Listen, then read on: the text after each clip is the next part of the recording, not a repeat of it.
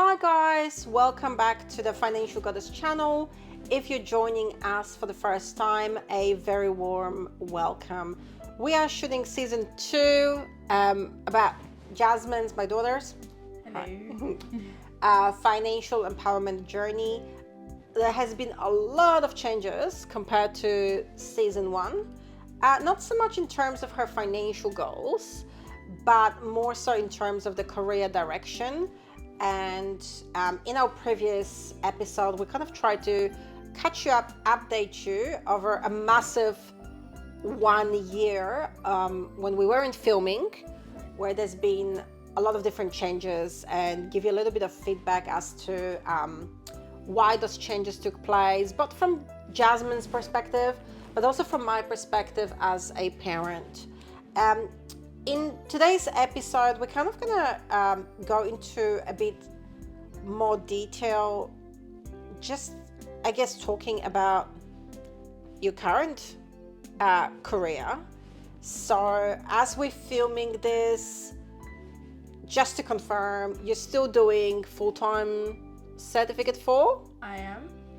So you're still doing Certificate 4. You have now completed the full-time 8 weeks contract. Yes, I did.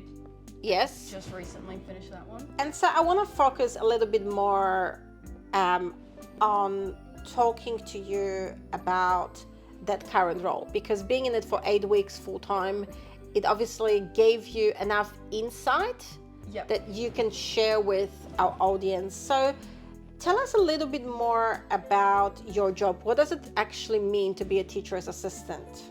So there is a whole list of things that I could go through with. There's the things where you sit down with children, you help them with spelling, literacy, numeracy. There's the general stereotypical image of a teacher, right? Then there's also sometimes I'm just photocopying things for the teachers, or I do a lot of marking. I did have an extra role during that contract where I was actually helping out in the art room, both in the mornings and in the afternoons, about 3 days a week. And so then that entailed, helping set up everything for the teacher, and then at the end of the day, cleaning everything up. And there was definitely a lot of work with the students. Any time or any chance I was able to help them, whether it's just reading with them outside or doing a spelling test with them, there was always something to do. And you're also involved in behavior management? Yes. And is that something that is typical of a teacher's assistant? Is that something that falls into that category? Yeah. It does? It does fall into that category, being able to help the teacher out by, redirecting the students who are misbehaving. And so, what are the things that you liked about your job during that 8 weeks full-time opportunity? There's so many things to list. There's a lot of things that I do like about my job. I really liked working with the children, being able to, help them out in many different ways with their school work, or explaining something to them, showing them different ways to solve a problem. It was very much enjoyable to be able to help. I just liked, the feeling of being able to help them and see that, the little light bulb going off in their head when they understand, the topic or the concept. And so that was really, I felt that was really rewarding personally. And I definitely did like, being able to also help out the teachers when they needed it. Like when they didn't have enough time to do some marking, I was happy. I'm here to do the marking for them. When they didn't have time to pick up photocopying, I'm there to help them pick up the photocopying. It was just anything I did, I really felt that it was rewarding, and I felt, that it was a really good job. I liked it from every aspect. So let's go back to before you started working. So I want to go a little bit through expectations versus the reality. So before you started that, and we all have that, right? Before you start any job, we usually have an idea of what we think it's going to be like. And then once we start working in that job, which I've mentioned in the last episode, you don't really know whether you're going to like the job or not and what it's really like until you give it a go. So can you share with the viewers, so what was your expectation before you started? I didn't have a very black and white expectation. I thought it would mainly be probably just marking, a lot of marking and photocopying. That was my expectation of the job. That's what I thought I would be doing a lot of. Okay. Yeah. And what was the reality? Not as much photocopying as I thought it would be, and a lot more interactive with the students, which I found quite enjoyable. The reality was definitely better than the expectation, that's for sure. Well, that's great. And so do you feel that it's the right career choice for you? 100% I do. I enjoy every aspect of my job, and it just feels right when I'm doing it. Well, during that 8 or 9 week contract, I did a lot of different things as part of my role, as aforementioned, and it just felt right. It felt like that was what I was supposed to do. That's where I needed to be. That's where I'm supposed to be. It was just very it just felt right. I don't know what else or how else to explain it. No, that's actually very good. So it's part of it is your feelings. You go into the workplace and sometimes you just know. You come into, you spend enough time in a job. Your first day, your first week, you kind of get a good idea whether this is the right fit for you or not. And it's not just in terms of tasks. I mean, you did mention expectations versus reality in terms of tasks. How would you rate the work environment in hospitality versus in educational sector? It's actually a really good question. Probably give it about a 4, in terms of the environment for hospitality, whereas for the current working in an educational setting, specifically the one I was in, I would definitely say it's about an 8. So you gave hospitality 4 out of 10. Yep. Compared to school, 8 or 9 out of 10, the education sector. So can you give us a little bit of an idea of why it's only 4 out of 10 for hospitality? Well, to begin with, the hours that you get when you work in hospitality, it's since it's a lot more casual in terms of your working, it throws your life upside down. Every week it's different. There's night shifts, there's weekend shifts. You can never really plan things as well. But in terms of not hospitality, in the educational setting, it's very set hours. You've got your weekends, and then you've also got school holidays as well. So it's very much you can plan things and do things around that. Yes, and of course the impact on our family also has been significant when you were working in hospitality, which I did talk about it more in season 1, that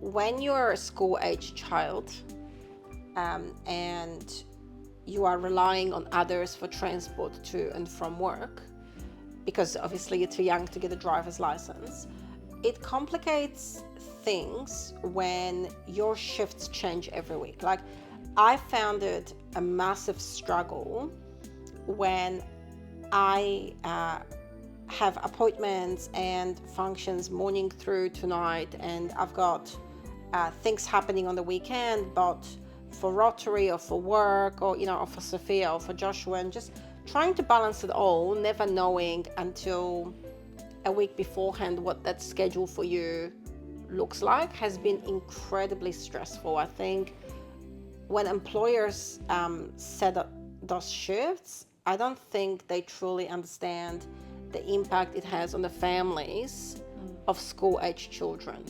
It's different if you're an older young person and you've got your red peas and you've got your own car, because it doesn't impact on your family's life as much.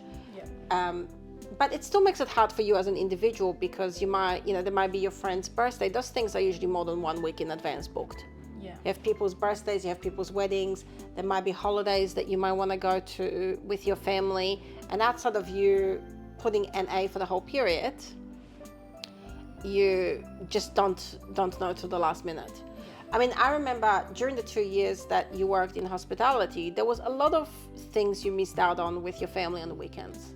Definitely, because A lot, yes. I was working pretty much every weekend, so there was no chance to spend time. And the hours were all over the place. So whenever there was any events happening on the weekends, I just would not book an extra ticket for Jasmine, because I knew that if she gets called in for work, and chances are she is, I just don't know her hours. Yeah. Which makes it hard, because if it's an evening function or if it's a lunchtime function, I don't know the hours that you're working. So Yeah.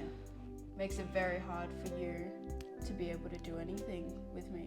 yeah. In terms of when I was working those 2 years in hospitality, like you said, you wouldn't even be able to book the ticket just in case I was called in or I was rostered, because it was such a weekly change. You could never like predict or And plan. yeah, and sometimes it was actually on the day change, Oh, yeah. where like you knew that was your day off. Mm. And we would plan something, and then 8 o'clock in the morning your boss would start calling you, or your co-workers would be calling you asking you if you can come in and cover a shift. So it did have a lot of negative impact on the family life, which is typical, I guess, of the hospitality industry, because it is very much casual and on demand. Of course, you're getting a lot more stability in the education sector. 100%. Yeah. Yeah. You know your hours, because school hours are set hours, so you don't have to worry about whether you're going to get called in on the And there's no weekend weekends. work Exactly. at all. So you always know it's Monday through to Friday. You know when school holidays are on. Yeah. So you can actually plan things, and now I'm able to, when there's the chance, or if something pops up, I can actually spend time with you, because I know I'm not going to get called in. There's no worry about that. It's very stable, family friendly, effectively. And what about in terms of, I guess in terms of how rewarding you were finding hospitality? I know you enjoyed it, and I know that in season 1 you talked a lot about cooking, like how much you enjoyed cooking and the customer service and that. So do you still enjoy cooking? I do still enjoy cooking. It's actually a hobby of mine. If I can, I will want to cook. Just not for a living. No, absolutely not. Just so to clarify, Jasmine's not changing into a chef's career right now. No, I like cooking as a hobby, or just, to get a little bit creative in the kitchen. It is a nice thing. It's definitely a good skill. I also, customer service was another thing that I did enjoy when I was in hospitality. Like greeting people with a smile on my face, and if I can, even if the smile makes their day, that's good enough for me. I liked, being able to do that. And I think one thing that we haven't touched on yet is also that out of that full-time contract opportunity, more opportunities came out of that. Yes. Right? So you obviously did a great job, because you impressed them. You impressed your boss enough to then, when the 8 weeks contract ended, there was quite a few different opportunities that came out of that. So there was the outside of school care opportunity that has come up, and there are 2 more contracted opportunities that have also come up. Separate contracts, but Yeah. within So the fantastic, fantastic. So as you can see, that it's actually paid off. Taking that risk paid off. There was no guarantee after the 8-week contract that there'll be anything further. There was clearly a fixed term contract, and we're quite prepared. And we did talk about the worst case scenario, you being out of work completely until your course ends, right? Right. And you're prepared for that. I was. You're prepared for the worst case scenario. But in the actual reality, you got more teaching contracts, shorter term teaching contracts coming up. And in addition, the OSH opportunity that came up as well. So stay tuned, and in our next episode, Jasmine will go into more details as to her OSH opportunity. It is very different to what she's doing as a teacher's assistant. So we'll share with you a little bit more about that and how she's finding that opportunity. One thing that I want you to know is that life will throw you curveballs, and it doesn't matter where you start in life, and it doesn't matter what obstacles are thrown your way, because I've always firmly believed that there is at least two solutions to every problem. And that's what I try to instill in my kids. Sometimes it's not what you expect it to be. Don't give up. There is a reason why something hasn't worked out. Like Jasmine found out with the beauty college, it just wasn't meant to be. She ended up finding her way into a teaching career that she is enjoying a lot more, and by taking that risk within the field that she wanted to proceed with, it's opened doors to more opportunities. And that's usually what happens in life. Once you take a risk, even if it's something as short term, even if somebody gives you just an opportunity to volunteer somewhere, just do that. So my few tips for you today, if you're a little bit lost and you're watching this video, the first thing is, don't give up. There's always more than one solution to every problem. The second thing is, obstacles are not an exception. They are the rule of life. There will always be a curveball. There will always be unexpected circumstances that will come up, and you just need to be adaptable and flexible to adjust accordingly. If you're looking for work in your specific area, have a look on SICK, like what Jasmine did. Get a little bit of an idea where there is a demand, what jobs that you might be considering are in demand. It's important for you to like it, but it's also important for you to be able to know what the requirements are for jobs that are in demand that you might actually enjoy doing. The next tip I have for you is, it doesn't matter, you won't actually know whether you like something until you give it a go. Sometimes you might have some stereotypical ideas from social media influencers, or from watching a movie, what a particular job looks like or what it feels like, but you rarely see the real behind the scenes. You rarely see the bad days and the challenges and and things like that. So it's not until you actually start doing something that you truly know whether it's right for you or not. And we always grow and we evolve. So sometimes you might choose a career path and it might be right for you for a year or two, or for 5 or 6 years, as is typical. For example, with my industry, with the accounting industry, usually people don't last more than 6 years, and that's okay. And then there's the next chapter in your life, and as you grow and evolve and your interests change, you might end up doing something else. But the worst thing that you could do is just sit there and do nothing. The worst thing you could do is be so scared of failing that you don't actually give things a go. If you're willing to take a chance, then there's always an opportunity. I know when I first started on my accounting journey, I found myself in quite a predicament in securing my first job, because everyone was looking for somebody with at least 1 to 2 years accounting experience. It's a catch-22. How do you get 1 to 2 years worth of accounting experience if nobody's willing to give you a go to get those 1 to 2 years? And it was quite a challenge. And so I, of course, couldn't get a paid employment. So then I started thinking outside the box, and I started looking at volunteering opportunities. Where can I volunteer? Because when you volunteer for an organization, it's a lot easier for them to take you on, because they're not taking the financial risk of employing you.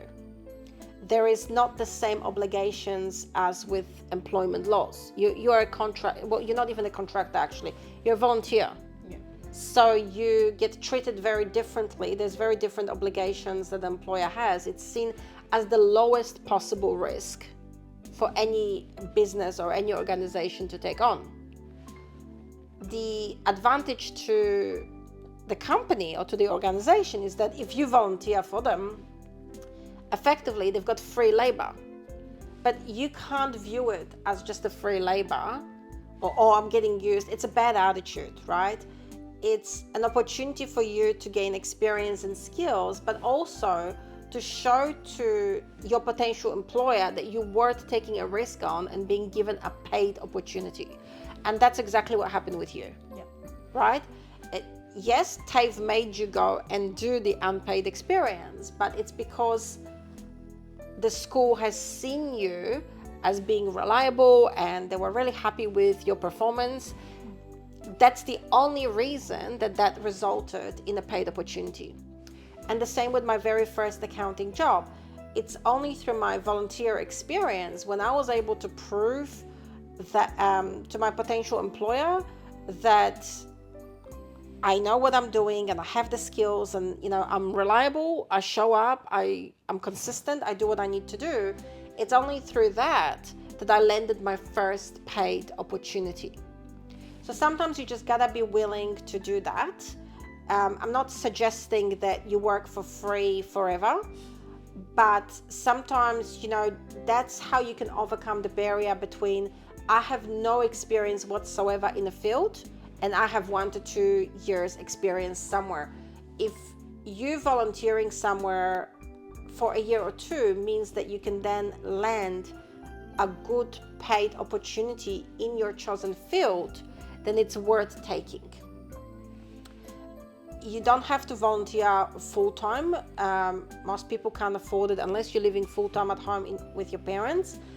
Then it wouldn't be a full-time employment, but it doesn't matter. Anything you can get your hands on, even if it's 1 day a week, even if it's ad hoc volunteering with an organization on specific projects or campaigns, you're still building up the skills, you're still building up your experience, and you're still gaining the references that you need. And sometimes you got to be willing to do whatever it takes as a young person to be able to get ahead and to overcome those challenges.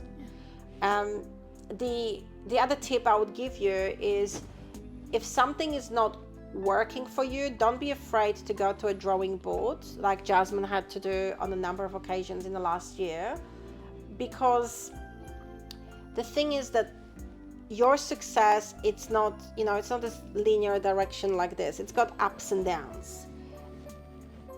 I don't want you to think about making an emotional decision the day that you have a fight with coworkers or you don't get the pay rise that you want and quit. It's more about making a strategic decision. And so that sometimes requires multiple conversations. Like when you had to make those big calls, we had a lot of conversations before the decision was made. Over a relatively short period of time, but we had multiple conversations, and some of those conversations required doing further research to, you know, make sure decisions are based on the actual reality and facts and not what we want it to be. That's another important thing that you think about, that once you think that a certain direction might be the right direction, have a look, do a little bit of more research into it to make sure that you're not really wasting your time. Talk to somebody else that you trust, whether it is your parent or your older sibling or your neighbor or a friend. Talk to someone that you trust to get their feedback as onto your thought process, because sometimes you might not, when you're young, you might not have enough experience to see other possibilities that could be right there in front of you, and somebody that is a bit older and more mature than you might be able to offer you a little bit more of a tip and a little bit more of a direction where to go. So don't be afraid to ask for it. And definitely once you are given that opportunity, please make sure that you do your absolute best. Doesn't matter if it's a paid opportunity, if it's a free opportunity, if it's full-time or part-time, because at the end of the day, it will open more doors for you in a ways that you might not understand right now. You might think, oh, it's just, you know, it's just a little takeaway shop that I'm working in. It's just a casual job. It doesn't matter. I don't need to put in that much effort. You should always put your best effort in, because you never know how that opportunity links to your next opportunity. And it's also your reputation. Like whenever you put on your resume, you have to put at least 2 references down. Yeah. Right? So if you imagine that somebody from your dream job is calling your current boss at your little takeaway shop, and you've been slacking off and not showing up because you think, oh, it doesn't matter, it's just my little part-time job that I do outside of school, and they call it up, do you really think you're gonna land the dream job against the other person if the feedback on the other end of the line will be, oh no, she shows up whenever she wants to, she calls in sick when the weather is good, doesn't show initiative, does as little as possible, slacks off at work? Like, you might miss out on your dream employment opportunity if that's the feedback that your potential employer gets. On the other hand, if they call up your chicken shop employer and they say, oh no, Jasmine's never taken a sick day off, and she's always here and she can always be counted on, she shows her initiative, always works hard, looks after the customers, she's done so well, we're able to train her on multiple areas at work, who do you think is going to land the dream job? So you always have to take every opportunity given to you. You have to be appreciative of it, and you always got to give it 110% effort to build up that experience. And usually, 1 to 2 years is what I would be aiming for in any employment situation. 1 to 2 years is enough for you to gain skills and experience before you look for an opportunity that helps you to build up on your career. So if you think of your career as like climbing a ladder, that's kind of like your level 1. And you stay 1 to 2 years, and if there's no opportunities for you to progress further, then you look again, 1 to 2 years, 1 to 2 years, 1 to 2 years, and you keep climbing that career ladder. Yeah. And obviously once you reach a point where you're happy, then you don't need to climb anymore. It's not like a perpetual thing for the rest of your life.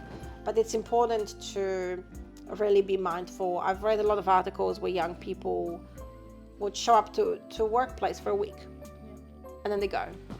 I didn't like it. It didn't work out for me. I'm gone. I've read articles where people were just for a couple of months, or their resume is just made up of lots of really short-term opportunities. And it's like, you have to look at it from an employer's point of view. If an employer is investing all this time and money, they spending money on advertising the job, they paying somebody, whether it's themselves or HR person, to go through those resumes, to take the time to interview you, and obviously interview other people, then to take you on the job, to train you. Every job as a young person, whatever job you start, you need to be trained, right? Every job you started, you had to be trained at. You had to be shown what to do, how to do it. Even cash registers were different between different workplaces, right? Yeah. And so that person is taking their time. They're not going to hire you, they're not going to interview you if they see that all of your employment opportunities are only a couple of weeks to a couple of months. It's an entire waste of time and money for them. You're seen as a high risk to the potential employer. If you're somewhere for 1 to 2 years, that's what is expected. Nobody's expecting you to spend 10, 20 years with the company. That's what used to happen with baby boomers. They're the loyal ones. They're the ones that would join the workplace and stay with it for the rest of your life. That's not the expectation. But you do need to show some sort of stability, because you have to understand that the boss is investing in you. They're taking a risk. You're a new person. You're going to start a job. It doesn't matter how many years experience you have in a certain field. You always have to learn on the job. Like every job I started, accounting, finance, right? Everywhere I worked, there might be a different computer system. There's different policies. There's different processes. There's different organizational structure, different workflow. You got to learn that there's always a little bit of a learning curve with every single job. And so you got to be prepared to do that. And you got to understand that nobody's going to give you a chance if you're job hopping within a week or two. And if you're the kind of person that every week changes jobs, I would just ask you to maybe stop and think. First of all, stop and think before applying for jobs. You know, try to be a bit more self-aware. What kind of opportunities you might like? What is it that you didn't like about your last job? If, for example, you were working in a place that was just night shifts, do not apply for jobs that would require night shifts. If you didn't like your last jobs because you didn't have weekends, right? Then don't apply for jobs that are predominantly weekends, because you're going to get more of the same and you're going to walk out the door again. So try to be a little bit more, you know, just think about why the other opportunities didn't work out for you, and try to make sure that you're applying for jobs that you genuinely feel that you will like. And once you go through that thought process and once you give it a go, don't give up after a week or two. Everybody has a bad day at work. Everybody has a day where just, you know, you want to throw in the towel and go. Even in your dream job, there are always days that are hard. It's always days where nothing is going right. And that's not a good time to throw in the towel. That's the time where you just kind of go home, you know, do what you need to do to distress, watch a good comedy, read a good book, talk to a friend on the phone, whatever.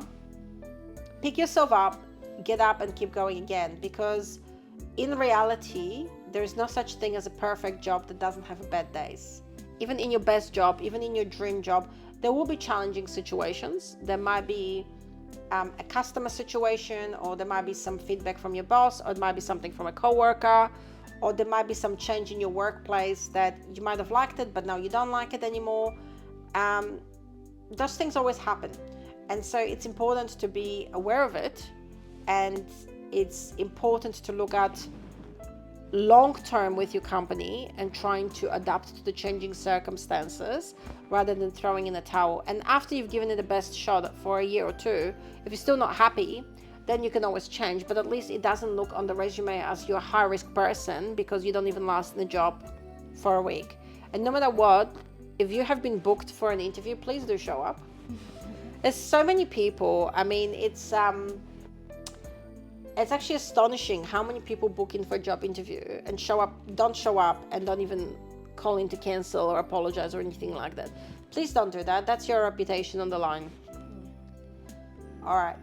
I think that's all the tips we've got for you for today, and stay tuned. In our next episode, we're going to talk a bit more about Osh and everything else that is happening in Jasmine's life, and we'll update you a little bit more on how she's going with her financial goals.